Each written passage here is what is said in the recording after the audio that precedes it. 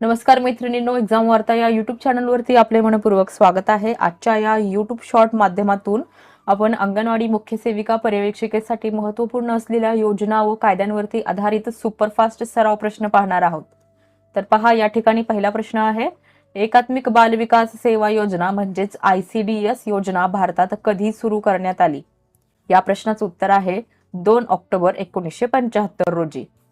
त्याच्यानंतर दुसरा प्रश्न आहे, ICDS योजनेअंतर्गत प्रामुख्याने कोणत्या वयोगटातील बालकांना लाभ दिला जातो? तर या प्रश्नाचं उत्तर आहे 0 ते 6 वर्षे वयोगटातील बालके, तसेच गरोदर स्त्रिया आणि स्तनदा माता।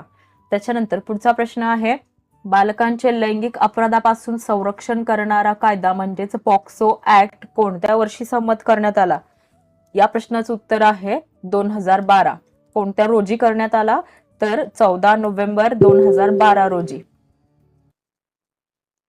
त्याच्यानंतर पुढचा प्रश्न आहे, बाल न्याय, मुलांची काळजी आणि संरक्षण अधिनियम 2015 नुसार बालक म्हणजे कोण? या प्रश्नाचं उत्तर आहे ज्या व्यक्तीने 18 वर्षे वय पूर्ण केलेले नाही अशी व्यक्ती। पुढचा प्रश्न आहे, बालविवाह प्रतिबंधक अधिनियम 2006 नुसार भारतात विवाहासाठी कायदेशीर किमान वय किती निश्चित करण्यात आले आहे? या प्रश्नाचं उत्तर आहे मुलींसाठी 18 वर्षे आणि मुलांसाठी 21 वर्षे। मैत्रिणींनो, तुम्ही याच प्रकारे आणखी सराव प्रश्न संच सोडवू इच्छिता? मग त्यासाठी परफेक्ट रेफरन्स बुक आहे प्राईम पब्लिकेशनद्वारे प्रकाशित अंगणवाडी मुख्य सेविका पर्यवेक्षिका स्पष्टीकरणात्मक प्रश्न संच। या प्रश्न संचामध्ये आपल्याला 2025 मध्ये झालेल्या सर्व प्रश्नपत्रिका स्पष्टीकरणासह देण्यात आलेल्या आहेत। तसेच यामध्ये आपल्या सिलेबसवरील सर्व विषयांवरती संभाव्य सराव प्रश्न सुद्धा देण्यात आलेले आहेत।